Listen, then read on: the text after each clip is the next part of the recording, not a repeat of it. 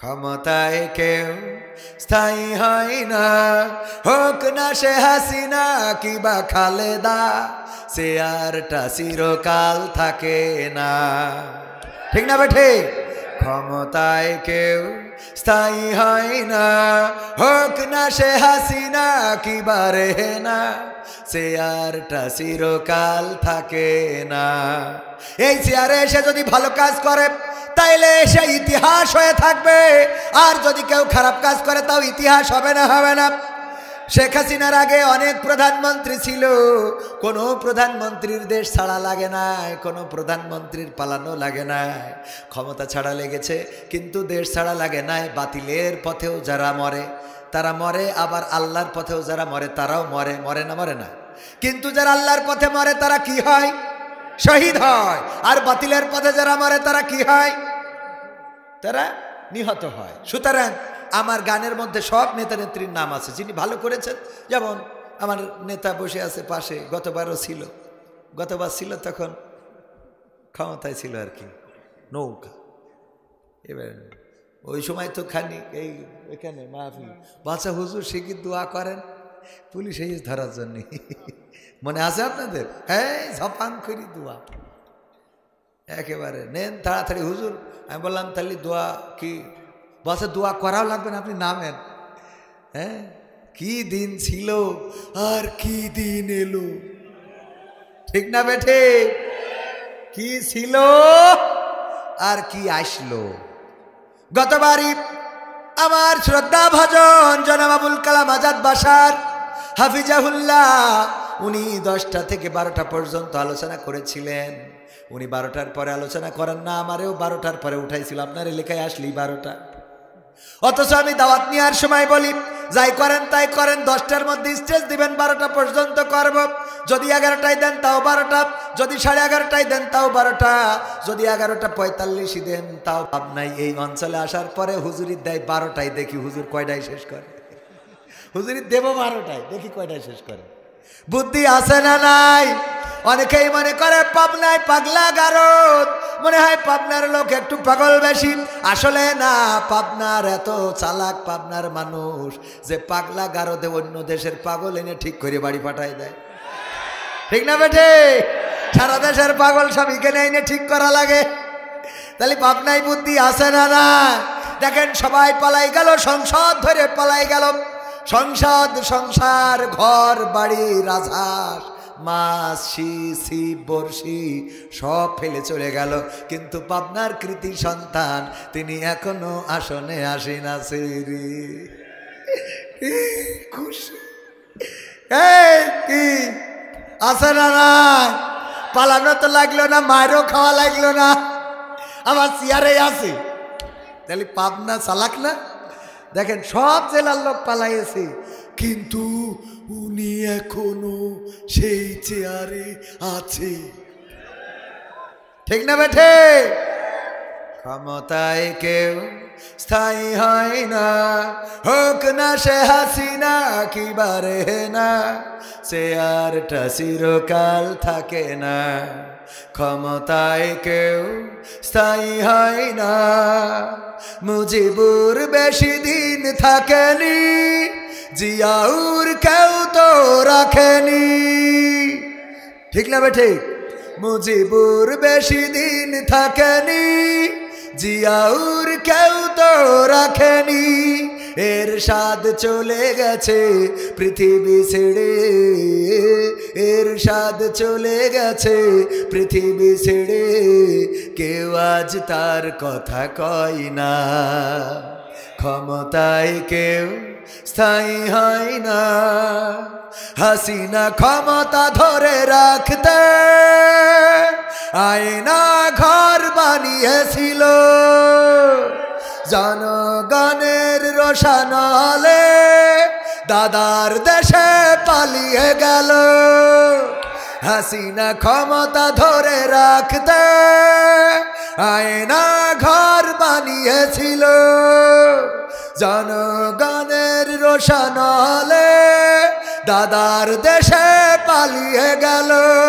DB হারুনের পাশে আর DB হারুনের পাশে আর পরিমণিদের দেখা যায় না। ক্ষমতায় কেউ স্থায়ী হয় না, হোক না সে হাসিনা কি বারে না, চেয়ারটা চিরকাল থাকে না। ঠিক না বেঠে? জোরে বলেন ঠিক না বেঠে? ভাইরা মাহফিল কি শুরু করব? ফুরফুরা শরীফের সুযোগ্য সাহেবজাদা ওলিয়ে কামেল শাহ সুফি হজরত মাওলানা মোহাম্মদ আব্দুস সত্তার সিদ্দিকী পীর কেবলা সাহেবের শুভাগমনে সারা রাত ব্যাপী ঐতিহাসিক তাফসিরুল কোরআন ওয়াজ মাহফিলের শ্রদ্ধাভাজন সভাপতি জনাব মুসাম্মাদ শিরিন সুলতানা, উপজেলা নির্বাহী অফিসার ফরিদপুর পাবনা এবং সভাপতি মাদ্রাসা পরিচালনা কমিটি, উনি হয়তোবা ব্যস্ততার কারণে আসতে পারেন নাই। বিশেষ অতিথি হিসাবে অনেকেই রয়েছেন, তার মধ্যে আমার ডান পাশে বসা উপজেলা বিএনপির সদস্য সচিব জনাব মোহাম্মদ আব্দুল হাকিম খান। ইতিপূর্বে ওনার সাথে আমার দেখা এবং পরিচয় হয়েছে। আওয়ামী সরকার ক্ষমতায় থাকতেও মাহফিলের প্রোটেকশন দিয়েছেন, পাশে থেকেছেন। আল্লাহ রাব্বুল আলামিন ভাইজানের হায়াতে তৈয়বা দান করুন, বলেন আমিন। আলোচনা করছিলেন বিশিষ্ট ইসলামী চিন্তাবিদ, আলোড়ন সৃষ্টিকারী ইসলামী সঙ্গীত শিল্পী ও তরুণ বক্তা তরুণ না, উনি শ্রদ্ধাভাজন বক্তা, শেরপুর জামে মসজিদের শ্রদ্ধাভাজন খতিব হাফেজ মাওলানা মোহাম্মদ আব্দুল আজিজ জিহাদি সাহেব সিরাজগঞ্জ। এছাড়া আরও অনেকে আলোচনা করেছেন। হজরত মাওলানা ইমাম আব্দুস সালাম পাবনা এবং আব্দুস সামাদ আজাদি সাহেবও আলোচনা করে। স্টেজে আছেন গণ্যমান্য ব্যক্তিবর্গ, আমার সামনে উপবিষ্ট দিনদার ইমানদার মুসলমান ভাই বাবাজিরা, পর্দার অন্তরালে আমার রত্না গর্ভা মা এবং বোনেরা, মাইকের আওয়াজ যারা শুনছেন, পাবনার আমার প্রাণ প্রিয় ভালোবাসার মানুষ, আমার যুবকেরা, তরুণেরা, কিশোরেরা, সবাইকে অন্তরস্থল থেকে আনুষ্ঠানিকভাবে সালাম জানাচ্ছি। আসসালামু আলাইকুম রহমতুল্লাহি ওয়া বারাকাতুহু। আমরা আল্লাহর শুকরিয়া আদায় করছি যে মহান রব দয়া করে মায়া করে আমাদেরকে মানুষ হিসাবে সৃষ্টি করেছেন, আজ পর্যন্ত বাঁচিয়ে রেখেছেন এবং সুস্থ রেখে এই মাহফিলে এনে দিয়েছেন। সেই রবের শুকরিয়া আদায় করে বলছি আলহামদুলিল্লাহ। আমরা যেই সময় এখানে উপস্থিত আছি সেই সময় একটু যদি চিন্তা করেন বুঝতে পারবেন অনেকেই হাসপাতালের বিছানায় আছে না নাই, অনেকেই জেলখানায় আছে না নাই। আছে মানে কি পলক ভাইটাই সবাই জেলখানায় না। আবার অনেকেই এই দেশে 41 সাল পর্যন্ত থাকার স্বপ্ন দেখেছিল, এখন এই দেশেই নাই, দাদার কাছে চলে যেতে হয়েছে। ঠিক না ভাই? ঠিক। আল্লাহ রাব্বুল আলামিন আজ থেকে 6 মাস আগেও 3 মাস আগেও আমাদেরকে অনিরাপদ অবস্থায় বসবাস করিয়েছেন, আর যারা আমাদেরকে অনিরাপদ অবস্থায় রেখেছিলেন এখন তারাই আবার অনিরাপদ অবস্থায় আছে। ঠিক না ভাই? ঠিক।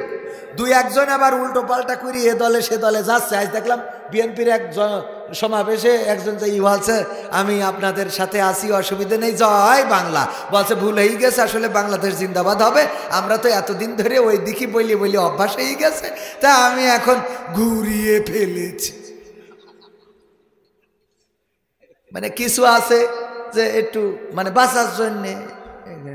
আমি বলেছি বাঁচার রাস্তা একমাত্র আল্লাহর পথ, কোরআনের পথ, রাসূলের পথ।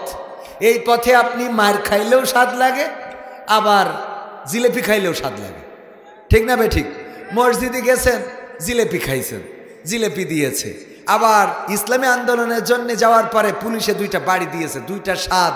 কোনটার স্বাদ বেশি বলেন তো? পুলিশের বাড়ির স্বাদটা বেশি লাগে, যে আল্লাহ তোমার জন্য 2টা বাড়ি খাইছি। পরকালের ময়দানে যদি বলো কি নেক আমল আছে, আল্লাহ দেখো মসজিদে জিলেপি খাইছিলাম, ওইটা তো একজন মিলাদ পড়াই দিছিল, কিন্তু আমি ইসলামী আন্দোলনের জন্য যে আমার পিছনটা লাল করে দিছিল বর্তমান আগের সময়ের পুলিশ জন। কি জন? আগের সময়ের পুলিশ। ওরা পীর সাহেব এখন কয় কি কয়, আমরাও নির্যাতিত ছিলাম। ওরাও নির্যাতিত।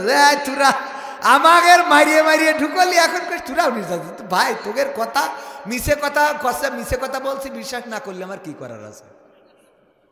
বলছে বলছি তো মিছে কথা, বিশ্বাস না করলে কি করব? এই না এমন একটা বাহিনী তৈরি করে ফেলেছিল, যেই বাহিনী আল্লাহ মাফ করুক যারা ছিল সেই সময় এতটাই কুলাঙ্গার ছিল যে আমার আবু সাইদ বুক পেতে দিয়েছে। সে তো কারো না কারো ভাই, কারো না কারো সন্তান, কারো না কারো কলিজার টুকরা, কারো না কারো ভাতিজা, কারো না কারো আপনজন। তার বুকের পরে গুলি চালাইতেই হবে। আবার গুলি চালাইয়ে স্বরাষ্ট্রমন্ত্রীকে দেখায়, কয় দেখেন স্যার, একটারে মারি হেইডাই মরে, বাকিটা মরে না। কুলাঙ্গার, কি গার, কি গার। এই পুলিশগুলো ফুটেজ দেখে দেখে তাদেরকে আইনের আওতায় নিয়ে এসে জনসম্মুখে ঝুলানো দরকার, বলেন ঠিক কিনা? ইতিহাস করে রাখা দরকার। আমার দেশের আলেম ওলামা, এই পাবনার মাটি সাক্ষী মতিউর রহমান নিজামী রাহিমাহুল্লাহ, তাকে অন্যায়ভাবে শহীদ করা হয়েছে। আজকেও তার 10 লাখ অস্ত্র মামলা থেকে খালাস দেওয়া হয়েছে। এই সোনার মানুষকে যারা ফাঁসিতে ঝুলিয়েছে তাদের জনসম্মুখে ঝুলানো লাগবে।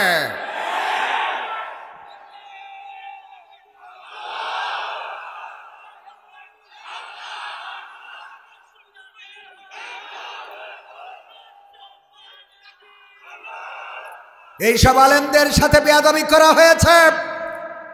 আলেমদের হাতে হাত কড়া পরিয়ে প্যারোলে মুক্তি পেয়ে মায়ের জানাজা, বাবার জানাজায়, তারপরেও তার হাতের হাত কড়া পায়ের ডান্ডা বাড়ি পর্যন্ত খোলে নাই, বলেন ঠিক কিনা? আর এখন যাদেরকে ধরে তাদেরকে জামায়া ধরে কোটে তোলা হয়। কোথায় হাত কড়া, কোথায় ডান্ডা বাড়ি দেখতে চায়? এখন ডান্ডা বাড়ি কোথায় গেল? এখন ডান্ডা বেড়ি কেন পরানো হয় না? তার মানে এখনো কুলাঙ্গারেরা রয়েছে এই বাহিনীর মধ্যে। এই কুলাঙ্গার বাছাই করা লাগবে। যারা আলেমদের রক্ত ঝরিয়েছে, যারা আলেমদের শহীদ করেছে, আমার ছাত্র জনতার বুকে গুলি চালিয়েছে, আমার আবু সাইদকে শহীদ করেছে, শান্ত মুগ্ধকে পৃথিবী থেকে বিদায় করেছে, এই পুলিশগুলোকে খুঁজে বের করে জনসম্মুখে টাঙাতে হবে।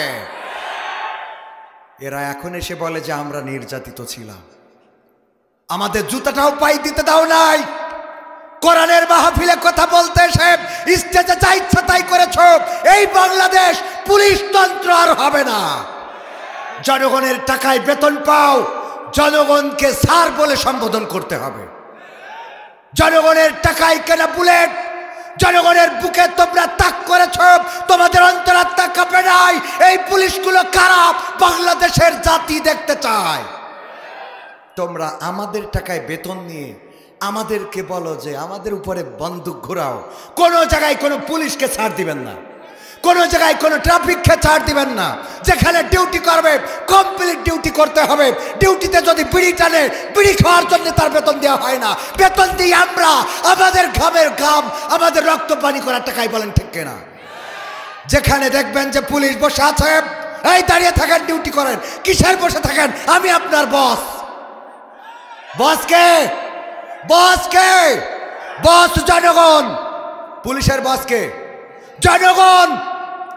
আমি বলেছি পুলিশ তন্ত্র কায়েম করে ক্ষমতায় ছিল, মনে করেছিল যে আমরা 41 সাল না কিয়ামত পর্যন্ত থাকবো।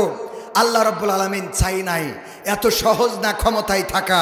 আল্লাহ যদি না চায়, ফেরাউনের পতন হয়েছে, নমরুদের হয়েছে, আবু জাহেল্লার হয়েছে, আব্রাহার হয়েছে, আব্দুল্লাহ বিন উবাইয়ের হয়েছে, ইতিপূর্বে যারা ছিল ওং সাং সুচি আর অটল বিহারী বাজপেয়ী, কে বুশ ছিল, তারপরে আরও যারা ছিল, দুনিয়ার পরে জুলুম করে কেউ টিকে থাকতে পারে নাই। সুতরাং ভবিষ্যতেও যারা জুলুম করবে কেউ টিকবে। তবে হ্যাঁ, কিছু ছিল ভালো, যারা চেষ্টা করেছে সেই খারাপের মধ্যেও ভালো করার। সবাই তো আর খারাপ হয় না, ঠিক কিনা? কিন্তু পুলিশ জনগণের কর্মচারী, এটা মাথায় রাখতে হবে। পুলিশ কাদের কর্মচারী? জনগণের টাকায় যাদের বেতন হয় তারা জনগণের কর্মচারী। পরিষ্কার কথা। ট্রাফিক মোড়ে জ্যাম বাদায়ে বসে বিড়ি টানবে আর বসাতে গল্প করবে, এটা হবে না, এটা হবে না।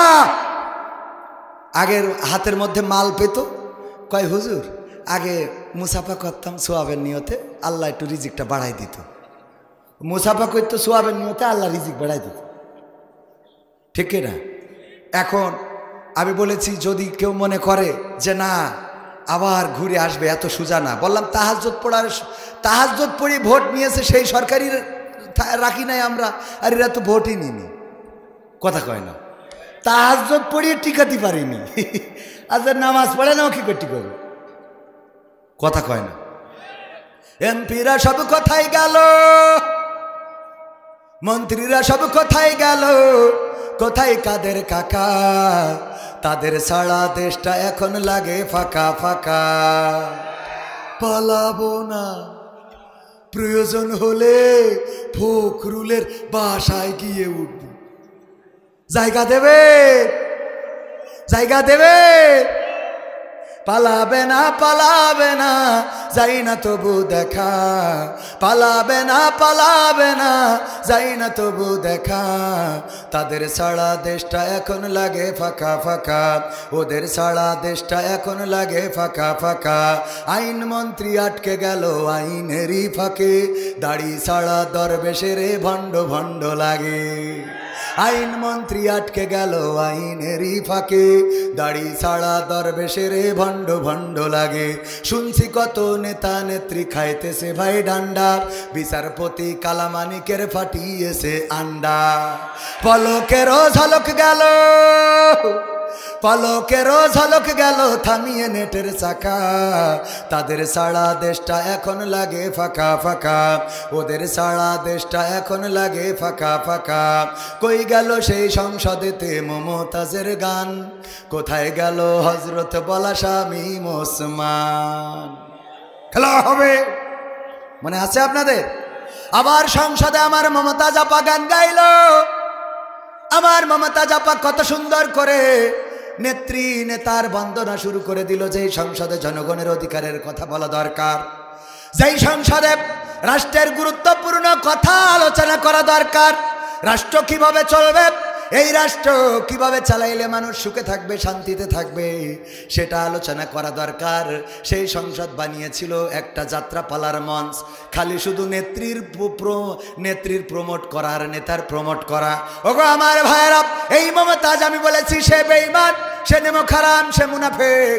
কারণ যতদিন নেত্রী খাওয়াইছে ততদিন গেয়েছে, মানে আঞ্চলিকতায় বলে যতদিন পেয়েছে ততদিন গেয়েছে, যতদিন খেয়েছে ততদিন গেয়েছে, যতদিন নিয়েছে ততদিন গেয়েছে। যখন বুঝেছে আর নেওয়া হবে না রে, তখন থেকেও গাওয়া বন্ধ করে দিয়েছি। ঠিক না বে ঠিক? আমি বললাম এখন কেন গাও না? তোমার এখন গাওয়া দরকার এইভাবে, আমার সোনার ময়না পাখি কোন বা দোষে দাদার কাছে গো, আমরা দেশে কেমনে থাকি রে আমার কলজের ময়না পাখি। ঠিক তো?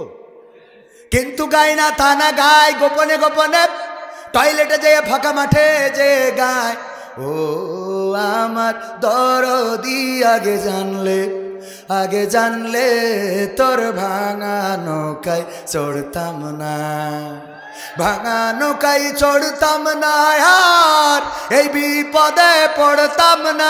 ওরে বর্ডারেতে খাইলাম ধরা, বিসিটাও তো পাইলাম না, আগে জানলে, আগে জানলে তোর ভাঙা নৌকায় চড়তাম না। ঠিক না বেঠে?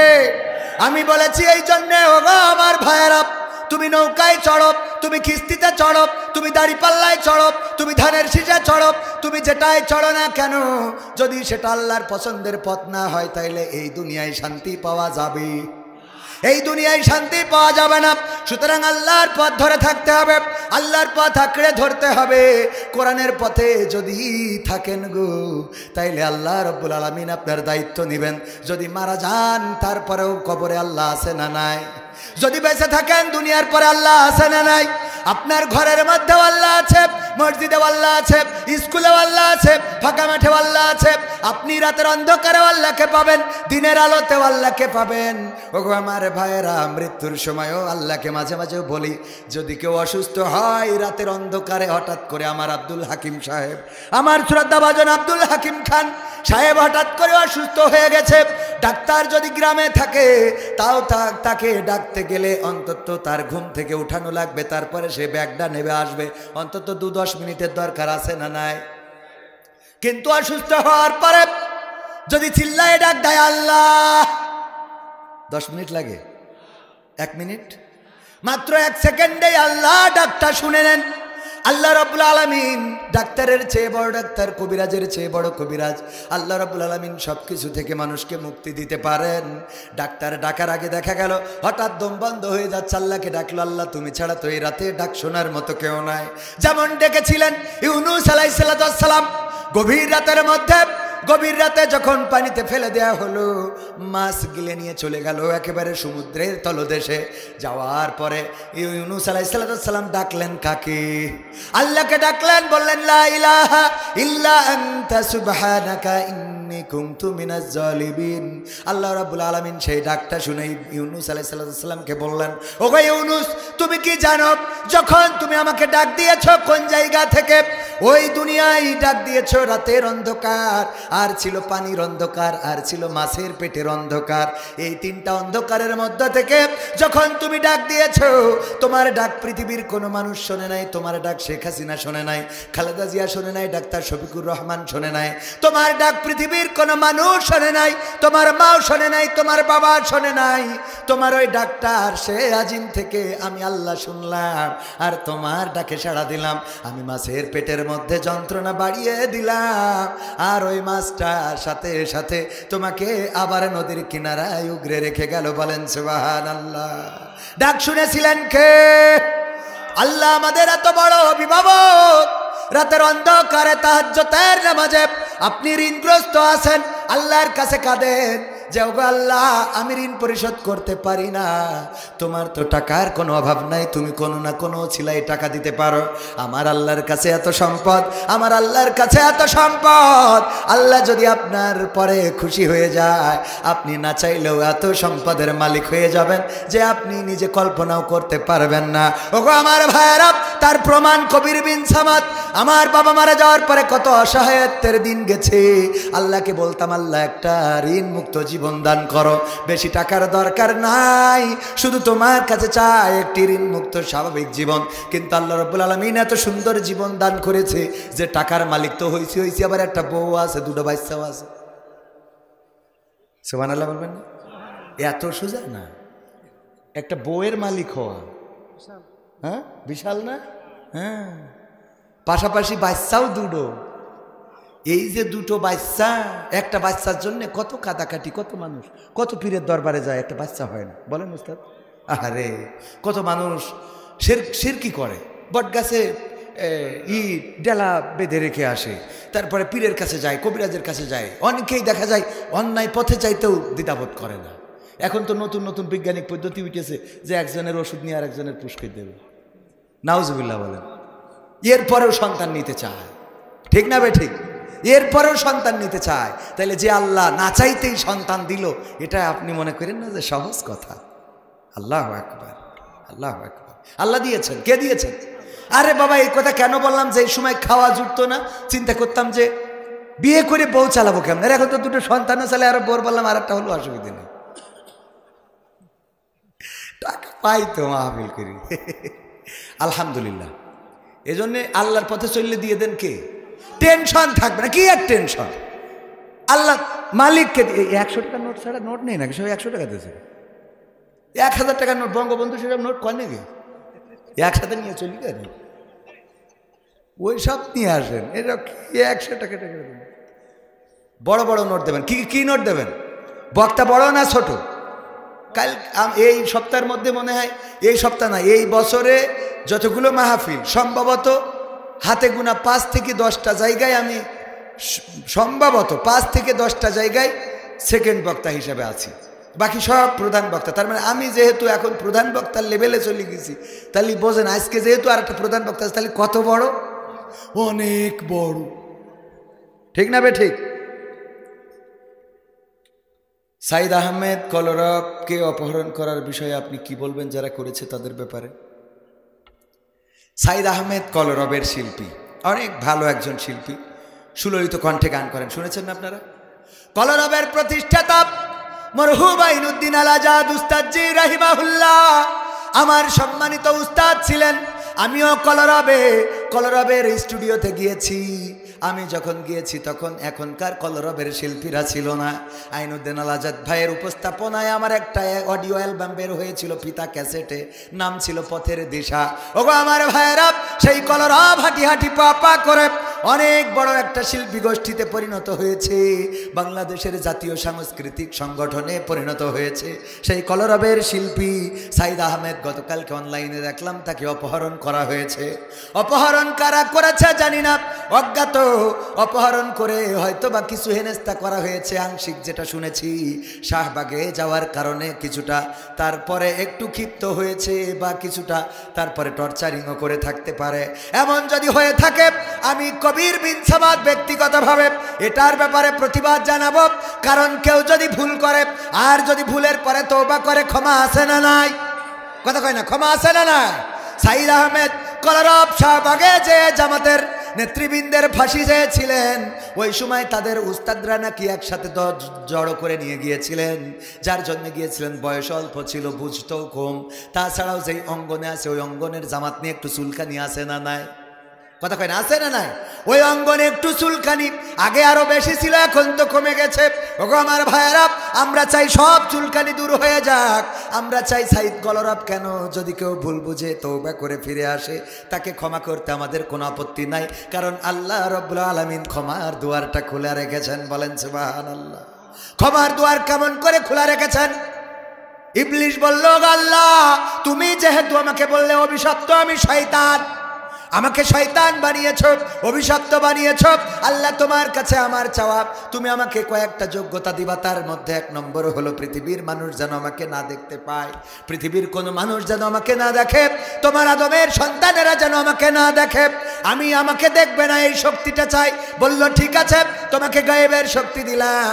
2 নম্বর, আমি যেন প্রতিটা মানুষের রন্ধ্রে রন্ধ্রে প্রবেশ করতে পারি, প্রতিটা শিরায় উপশিরায় তার কলিজায় ঢুকে যেন তার নফসের কাছে পৌঁছাতে পারি, আমি যেন তাকে ধোঁকা দিতে পারি। আল্লাহ রাব্বুল আলামিন বললেন দিলাম। 3 নম্বর, ও আল্লাহ আমি কিয়ামত পর্যন্ত হায়াত চাই, আমি কিয়ামতের আগে মরতে চাই না, কিয়ামত পর্যন্ত আমাকে হায়াত দাও। আল্লাহ রাব্বুল আলামিন বললেন তোর 3 নম্বর চাওয়া আমি পূরণ করে দিলাম, তুই কিয়ামত পর্যন্ত বাঁচবি, মানুষের রক্তের রন্ধ্রে রন্ধ্রে প্রবেশ করবি এবং তুই অদৃশ্য থাকবি, পৃথিবীর কোনো মানুষ তোরে দেখবে না। শয়তান বলল, আল্লাহ তুমি আমার যে শক্তি দিয়েছ তোমার শক্তির চেয়ে কোনো অংশে কম নয়। এখন আমি বলি আল্লাহ তুমি আমার যে শক্তি দিলে তোমার আদমের সন্তানেরা একজন তো জান্নাতে যেতে পারবে না, কারণ আমি সবাইকে ধোঁকা দিয়ে দিয়ে দিয়ে দিয়ে ভুল পথে নিয়ে যাব, সবাইকে আমার দলে নিয়ে যাব, আমার দলটা ভারী করে দেব। আল্লাহ রাব্বুল আলামিন বললেন, ওগো শয়তান ঠিক আছে, তুমি যেহেতু ধোঁকা দিবা আমার বান্দাদেরকে ভুল পথে নিয়ে যাবা, আর আমি আল্লাহ বলে দিলাম শুনে নাও, আমার বান্দারা যখন ভুল বুঝে আমার কাছে ক্ষমা চাবে সাথে সাথে আমি আল্লাহ ক্ষমা করে দেব। বলেন সুবহানাল্লাহ। আল্লাহর ক্ষমার দুয়ারটা কত বড়। সুতরাং সাইদ আহমেদ কলরব ক্ষমা যদি যেহেতু ইতিপূর্বে ক্ষমা চেয়েছেন, বলেছেন ভুল করে গিয়েছি, তখন বুঝতাম না, ছোট ছিলাম, যদিও আওয়ামী লীগের আমলে বলে নাই, এখন এসে বলেছে তাও বলো। যদি এখনো এসে কেউ ভুল বুঝতে পেরে আল্লাহর কাছে তওবা করে, আল্লাহ রাব্বুল আলামিন ক্ষমা করতে রাজি আছে না নাই? রাজি আছে মানে কি? জিবরাইল আলাইহিস সালাম একদিন আল্লাহ রাসূলের কাছে গল্প করছেন, ওগো রাসূল সাল্লাল্লাহু আলাইহি ওয়াসাল্লাম, আমি ফেরাউন যখন পানিতে চুবানি খাচ্ছিল তখন আমি ঠাস করে লাথি দিয়ে পানির মধ্যে চুবানি দিয়ে দিলাম। আল্লাহর নবী বললেন, কেন তুমি লাথি দিয়ে আবার পানির মধ্যে ঢুকিয়ে কেন দিলে? আল্লাহর নবীকে ফেরেশতা জিবরাইল জানালেন, ওগো নবী গো, এই জন্য দিয়েছি যে আল্লাহ রাব্বুল আলামিনের এমন দয়া এমন মায়া, যদি ওই মুহূর্তে ফেরাউন আল্লাহর কাছে তওবা করে আল্লাহ তার গোটা জিন্দেগির গুনাহ খাতা ক্ষমা করে দিতে পারে। গোটা জিন্দেগির গুনাহ খাতা ক্ষমা করে দিতে পারেন। ভাইরা, মানে তারেক মনোয়ার ভাই আসবেন, একটু ওয়েট, একসাথে অনেকগুলো শ্রোতা আসতেছে। কি আসছে? সাথে প্রিন্সিপাল আছে। অখুশি হচ্ছেন আপনারা? অখুশি হচ্ছেন? শেষ পর্যন্ত থাকা যাবে? ওই গানের অর্ধেক রেখে দিছি, মনে আছে আপনাদের? প্রিন্সিপালও মজলুম। দেখেন, প্রিন্সিপালও মজলুম, জেল খাটছে, রিমান্ডে গেছে, কত ত্যাগ তিতিক্ষা স্বীকার করেছে। আল্লাহ রাব্বুল আলামিন আমাদের চাকরিও চলে গেছিল। যাক, যাওয়া। এখন আপনারা একটু প্রমোশন করাই দিন। বেতনটা বাড়াই দিয়েন, আল্লাহ কবুল করুন, বলেন আমিন। তাহলে মনে আছে তো কি বলেন তো, মনে আছে? এমপিরা সব কোথায় গেল, হ্যাঁ মন্ত্রীরা সব কোথায় গেল, কোথায় কাদের কাকা, তাদের সারা দেশটা এখন লাগে ফাঁকা ফাঁকা। কই গেল সেই সংসদেতে মমতাজের গান, কোথায় গেল হজরত বলা শামীম ওসমান, ইনু মেনন দীপু মনি আছে কারাগারে, বাপ করিলেও পাপ কখনো ছাড়ে কি আর তারে। কোথায় গেল স্পিকারের, কোথায় গেল স্পিকারের দৃষ্টি আঁকা বাঁকা, তাদের সারা দেশটা এখন লাগে ফাঁকা ফাঁকা, ওদের সারা দেশটা এখন লাগে ফাঁকা ফাঁকা। কোথায় গেল আরাফাত আর ব্যারিস্টার সুমন, কথা বলার সময় তারা করে নিয়োজন। মুরগি কবির খাইছে ধরা, জাফর কোথায় আছে, গোপনে কি সেও গেল মোদি দাদুর কাছে। কোথায় গেল এ সালমের, কোথায় গেল এ সালমের কাড়ি কাড়ি টাকা, তাদের সারা দেশটা এখন লাগে ফাঁকা। লাগে না, লাগে না? এখন আর টেলিভিশন, আমরা চায়ের দোকানে বসলে টেলিভিশনে আর শোনা যায় না, আর এখন দেখা যায় না কেমন করে কুমড়ো দিয়ে বেগুনি বানাইতে হয়, আর এখন দেখা যায় না কেমন করে কাঁঠাল দিয়ে বার্গার বানাইতে হয়, আর এখন দেখা যায় না কেমন করে বর্ষাকালে কাঁচা মরিচ জ্যান্ত করার জন্যে শুকনো কালে কাঁচা মরিচ শুকিয়ে ফ্রিজে রেখে দিতে হয়। ঠিক না ঠিক? এখন আর এইগুলো দেখা যায় না। আবার এটাও দেখা যায় না, আমার আব্দুল হাকিম সাহেবের বেগম সাহেবা বললেন একটা আইফোন কিনে দাও, একটা আইফোন কিনে দাও, যতই কষ্ট হোক আইফোন যদি কিনে দাও তাইলে সংসার করব না, দিলে আমি সংসার ছেড়ে চলে যাব রে। উনি অনেক কষ্ট করে একটা আইফোন কিনে দিয়েছে স্ত্রীর। কি ফোন? আইফোন কিনে দেওয়ার পরে ওই দিন টেলিভিশন খাটাইছে, টেলিভিশনে দেখে হঠাৎ করে বলতেছে এই মোবাইল কে দিয়েছে। এইবার বলছে তুমি কত বড় খারাপের খারাপ, আমার আইফোন দিবা দিবা, বিএনপি করি কেন আমলিখিত থেকে এনে দিল, জ্বালা আর একটা বেঁধে গেল না, এত বড় 2 নম্বরই। ঠিক না ঠিক? অথচ এই আইফোনটা কিনতে যাইয়ে উনার কত মানে সরিষা খৈল হয়ে গেছে, কত কষ্ট হয়েছে। এরপরে কয় এই মোবাইল কে দিয়েছে, এই ব্লাউজ কে দিয়েছে, তোরাই দিয়েছিস, খুলি নিয়ে যান শয়তান। ঠিক না ঠিক? রেমিট্যান্স এই বন্ধ করে দিয়েছে, সেই মুনাজাত শুরু করে দিয়েছে রেমিট্যান্স দেওয়ার। তো তোরা দিলি তো তাহলে রেমিট্যান্স দেওয়া লাগবে কেন? কথা কয় না? ঠিক না ঠিক?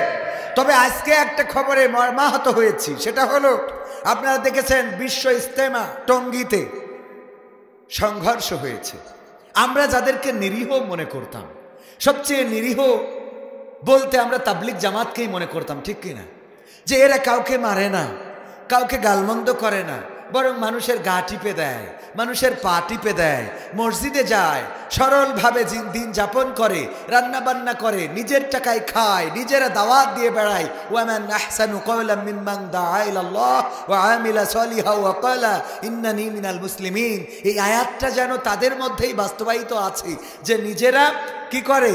সৎ কাজের আদেশ দেয়, অসৎ কাজ থেকে বাধা দেয়, আর মুখে ঘোষণা করে আমি একজন মুসলমান। ওগো আমার ভাইয়েরা, এই উত্তম মানুষ, এই তাবলিগ জামাত, এদের থেকে উত্তম মানুষ পাওয়া যায় না, যাদের রাজনীতি নিয়ে কোনো মাথা ব্যথা নাই, কে ক্ষমতায় গেল, কে ক্ষমতা থেকে চলে গেল, এগুলো নিয়ে কোনো মাথা ব্যথা নাই। দুনিয়ার ধ্যান জ্ঞান সব বাদ দিয়ে স্ত্রীর সাথে এই শীতের রাত না কাটিয়ে বরং মসজিদে ঠান্ডা মেঝেতে একটা খেতা গায়ে দিয়ে পড়ে থাকে, একটা পাতলা চাদর গায়ে দিয়ে পড়ে থাকে, আর সেখানে কোনো রকম রান্না বান্না করে নিজেরা অল্প স্বাদের রান্না খেয়ে মানুষকে বলে বাবা আসো, মসজিদে আসো, নামাজ পড়ো, রোজা করো, দাড়ি রাখো, জুব্বা পরো, টুপি মাথায় দাও, ভালো হও, তাস খেলা ছাড়ো, মন্দ কাজ ছাড়ো, ফ্রি ফায়ার ছাড়ো, পাবজি ছাড়ো, কত ভাবে নসিহত করে, বাবা ডেকে, ভাই ডেকে, আত্মীয় ডেকে।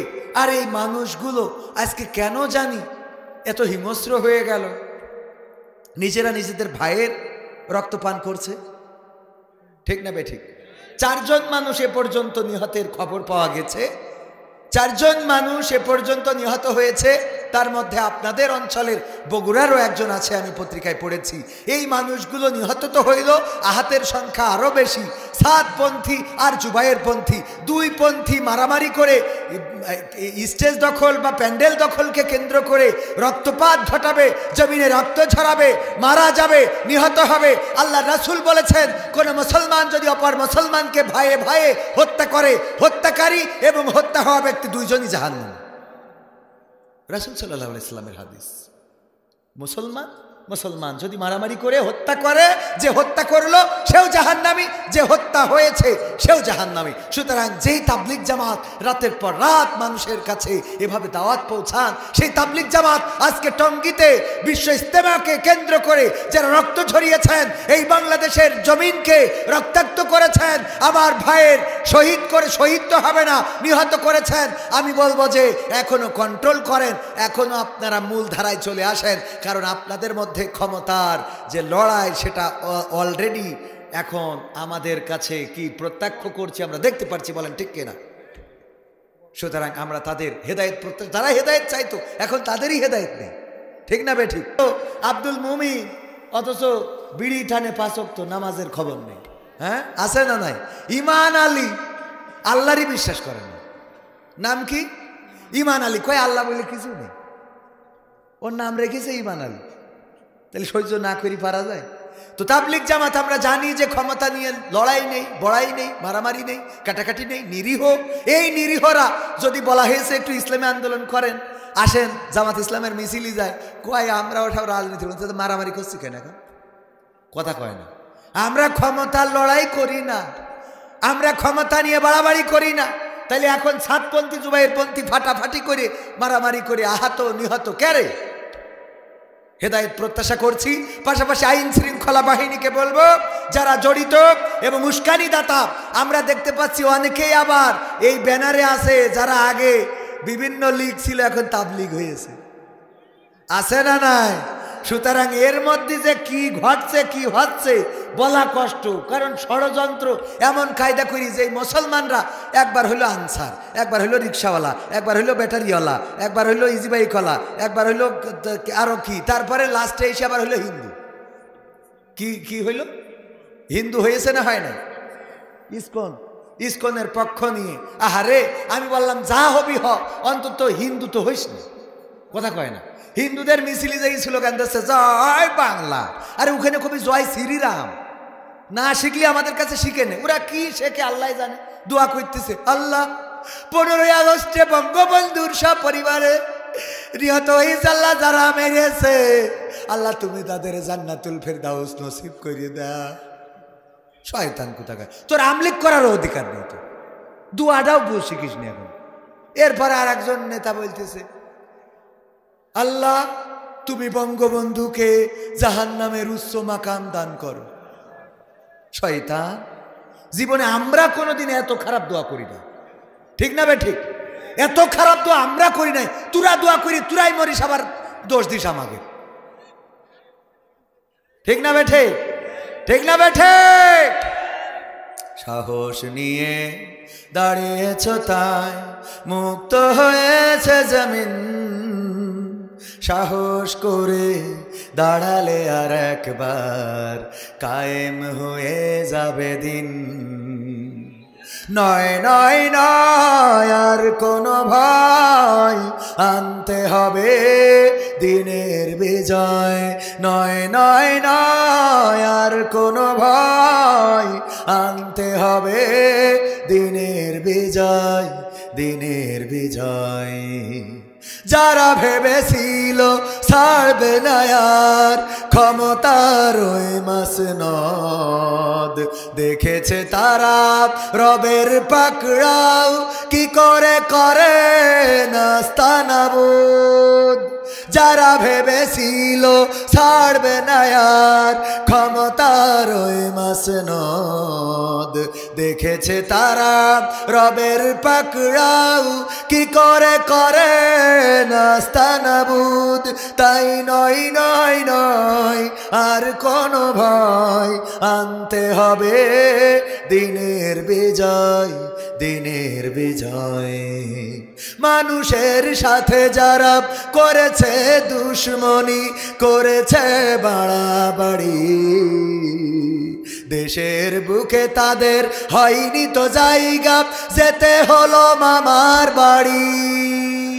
মানুষের সাথে যারা করেছে দুশ্মনী, করেছে বাড়াবাড়ি, দেশের বুকে তাদের হয়নি তো জায়গা, যেতে হলো মামার বাড়ি। তাই নয় নয় নয় আর কোনো ভয়, আনতে হবে দিনের বিজয়, দিনের বিজয়। কাবা রক্ষাই যেই মহারব পাঠিয়েছিলেন আবাবিল, আজও তিনি দয়াময় তেমনই আছে, বদলেনি তো এক তিল। ঠিক না বে ঠিক? ঠিক না বে ঠিক? কাবা রক্ষাই যেই মহারব পাঠিয়েছিলেন আবাবিল, আজও তিনি দয়াময় তেমনই আছে, বদলেনি তো এক তিল। তাই নয় নয় নয় আর কোনো ভয়, আনতে হবে দিনের বিজয়, দিনের বিজয়। অনেকের বসে থাকতে থাকতে একটু লেগে গেছে নাকি? হ্যাঁ, ওই যে উঠা উঠি করতেছে, অনেকক্ষণ ধরে বসাতো। তো ভাইয়েরা আমার, আমি পবিত্র কোরআনে হাকিমের সূরা তাহার 55 নম্বর আয়াত তেলাওয়াত করেছি, মনে আছে আপনাদের? মনে আছে? মিনহা খলাকনাকুম ওয়া ফিহা নুঈদুকুম ওয়া মিনহা নুখরিজুকুম তারাতান উখরা। এই আয়াতটা আমরা কোথায় পড়ি?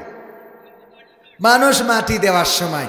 আমরা এই আয়াতটা মানুষ মাটি দেওয়ার সময় পড়ি, ওইখানে পড়ার জন্যে নয়। কোন জায়গায় পড়ার জন্য এটা বলবো, শুনতে রাজি আছেন? ওখানে পড়েন মানে 2 নম্বরই করেন। কয় নম্বরই? কয় নম্বরই? 2 নম্বরই। এই 2 নম্বরই যেন করা না লাগে। তার আগে আমাদের শ্রোতাভাজন অধ্যক্ষ মহোদয় 1 মিনিট আপনাদের সাথে একটু কথা বলবেন।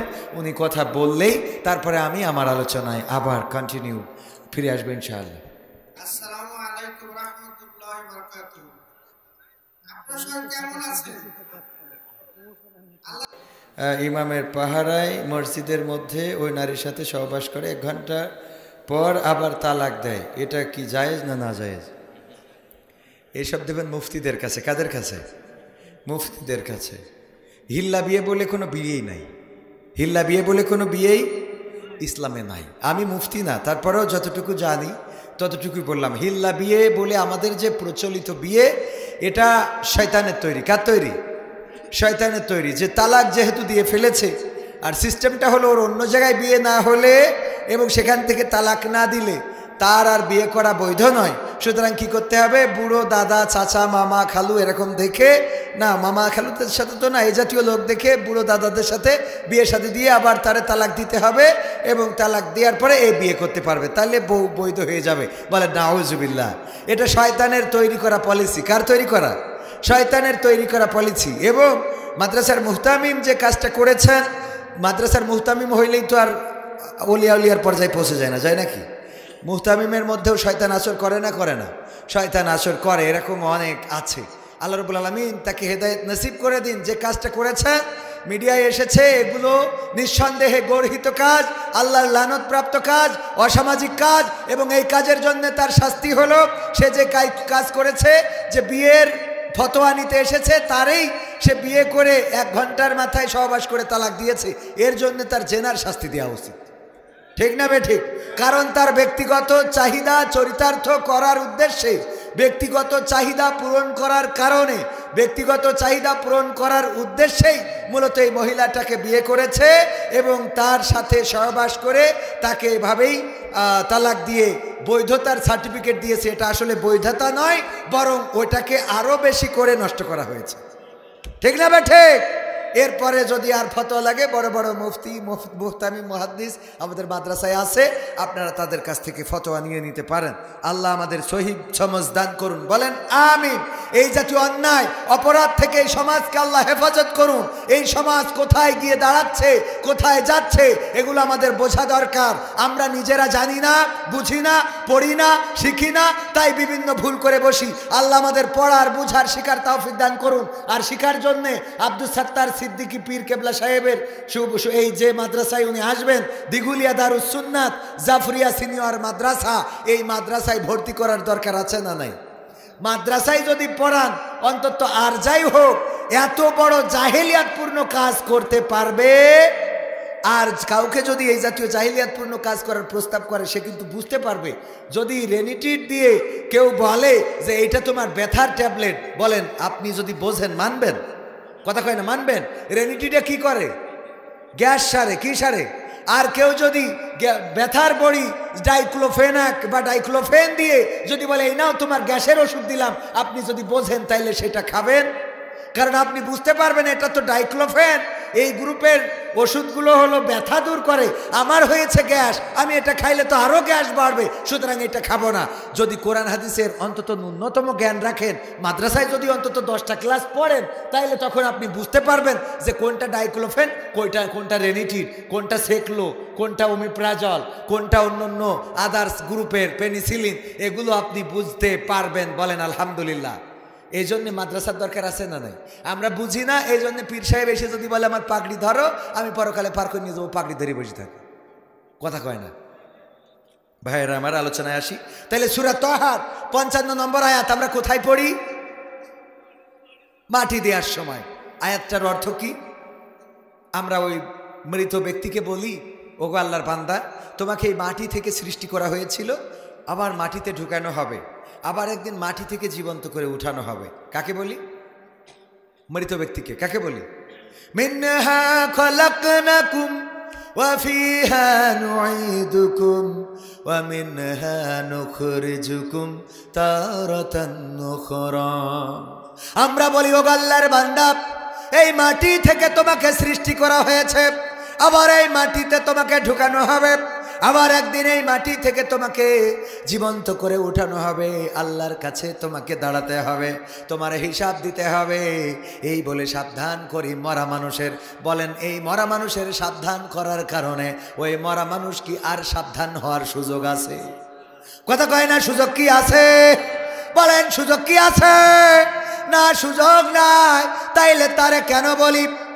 আমি তো বলি এই মরা মানুষটা যদি কোনো রকম হাতটা বের করতে পারত, তাইলে থাপ্পড় একটা বসিয়ে দিত যে আমার যা খেলা তা তো আজকে শুরু হয়ে গেছে, আমার তো খেলা ফাইনাল, আমি তো মরেই গিয়েছি, আমার আর সাবধান হওয়ার কি আছে? আমি উদাহরণ দিতে যেয়ে বলি, যদি কেউ বাইক চালানোর পরে কারেন্টের খুঁটিতে মেরে দিয়েছে জোরে চালানোর জন্যে, অনেক গতিতে যাচ্ছিল, মেরে এমনও আছে মেরে হয় যায় পাতালে নাই হাসপাতালে। ঠিক না ভাই? ঠিক। হয় পাতালে না হয় হাসপাতালে। যদি হাসপাতালে চলে যায় আর আমার বিএনপির নেতা আব্দুল হাকিম খান তাকে দেখতে যেয়ে বলে বাইক জোরে চালাতে নেই, বাইক জোরে চালাইলে অ্যাক্সিডেন্ট হয়, এই কথা যদি ওর বলে তো ও তো বোঝে যে জোরে চালাই অ্যাক্সিডেন্ট তো অলরেডি করেছি, তা বললার কি আছে? কথা কয় না? ঠিক না ভাই? ঠিক। আমার তো অ্যাক্সিডেন্ট করা শেষ, সুতরাং এই কথা কাকে বলতে হবে? যে নতুন করে বাইক চালাচ্ছে তাকে সাবধান করতে হবে, ওগো বাবা বাইক চালাও, ভালো কথা, কোনো অসুবিধা নাই, 1 গিয়ারের জায়গায় 4 গিয়ার মারো, কোনো অসুবিধা নাই, কিন্তু চালানোর সময় সাবধানে চালাবা, আস্তে চালাবা, ধীরে সুস্থে চালাবা, কারণ ধীরে সুস্থে যদি না চালাও তাইলে কিন্তু কারেন্টের খুঁটিতে লেগে হয় পাতালে না হয় হাসপাতালে। ঠিক না ভাই? ঠিক। যে অ্যাক্সিডেন্ট করেছে তারে, সে হাসপাতালে আছে, তারা যদি সাবধান করেন ওর মিজাজটা আরো খারাপ হবে। যাই নেতা চুপ থাকেন, দেখ কি বলছেন, আমি তো নিজেই অ্যাক্সিডেন্ট করেছি, আবার কি? ঠিক না ভাই? ঠিক। সুতরাং সাবধান করা দরকার যে বাইক চালানো শুরু করেছে। এই জন্য আয়াত কোনো কবরবাসীর জন্য নয়, এই আয়াত কোনো মৃত মানুষের জন্য নয়, এই আয়াত গোরস্থানে পড়ার জন্য নয়, এই আয়াত আল্লাহ রাব্বুল আলামিন নাজিল করেছেন। প্রথমে এই আয়াতটা এসেছিল মুসা আলাইহিস সালামের উপরে, বলেছিল যাও ফেরাউনকে বলো, ওগো ফেরাউন তুমি তো বাউন্ডারি ক্রস করে ফেলেছো, তুমি আল্লাহর দিকে ফিরে আসো। আল্লাহর নবী মুসা বললেন, ওগো আল্লাহ যদি ফেরাউন আমার কথা না শোনে তারে মজেজা দেখাবা। কি মজেজা দেখাবো? লাঠি ছেড়ে দিবা, সাপ হয়ে যাবে। হাত বকলে ঢুকাবা, সেটা আলো জ্বলবে, নূর চমকাতে থাকবে। যদি আল্লাহ তাও না মানে তাইলে কি করব? আল্লাহ রাব্বুল আলামিন বললেন সুন্দর করে সুললিত কণ্ঠে তারে শোনাবা, মিনহা খালাকনাকুম ওয়া ফিহা নুঈদুকুম ওয়া মিনহা নুখরিজুকুম তারাতান নুখরা। ওগো ফেরাউন, তুমি কি জানো না এই মাটি থেকে তোমাকে সৃষ্টি করা হয়েছে, আবার একদিন এই মাটিতেই তোমাকে ঢুকিয়ে দেওয়া হবে, আবার একদিন মাটি থেকে তোমাকে জীবন্ত করে উঠানো হবে। সুতরাং তোমার কিসের অহংকার, কিসের ক্ষমতা, কিসের বাড়াবাড়ি, কিসের লড়াই, কিসের বড়াই? ফিরে এসো আল্লাহর পথে, ফিরে এসো আমি যে বিধান এনেছি সেই বিধান মতে চলার জন্য। এই কথাটা ফেরাউনকে শোনানোর জন্য আল্লাহ রাব্বুল আলামিন নাজিল করেছিলেন কার পরে? মুসার পরে।